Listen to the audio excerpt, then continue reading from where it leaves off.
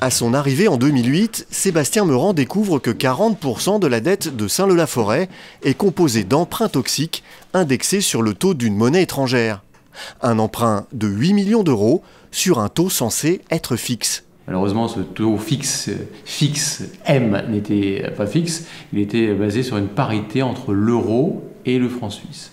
Et évidemment, comme le franc suisse est plutôt apprécié par rapport à l'euro, eh bien notre coût de crédit a explosé. Il a explosé puisque, en fonction de la différence entre ces deux monnaies, il y avait un coefficient multiplicateur qui faisait que plus le franc suisse s'appréciait, plus notre crédit explosait. Donc on s'est retrouvé avec des taux à 25, 26, 27, 30%. La dette explose et la ville se retrouve rapidement étranglée financièrement. Après l'échec des négociations avec les banques, le maire décide alors de porter plainte devant les tribunaux en 2011. La justice donne d'abord raison à la ville avant qu'une loi de 2014 vienne invalider la décision de justice. Saint-Leu perd ensuite en appel et attend désormais le résultat de la Cour de cassation. Mais pendant ce temps, la justice se penche sur d'autres victimes d'emprunts toxiques. Et 2 décisions récentes ont prononcé la nullité des contrats qui imposaient aux emprunteurs de rembourser le prêt en devises étrangères.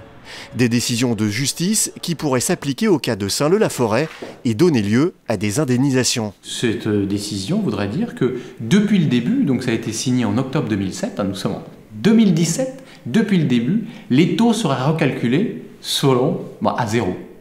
Donc ces 8 millions d'euros, nous les emprunterons à zéro, ce qui change par rapport à 26%, 27%, puisque ça varie, je vous le rappelle, tous les trimestres.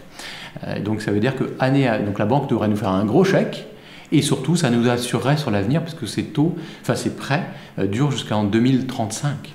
Mais pour mettre fin à ce long feuilleton judiciaire et espérer être indemnisé, Saint-Leu doit attendre le résultat de la Cour de cassation, d'ici à 2 ans selon Sébastien Meurant, pour enfin solder le délicat dossier des emprunts toxiques.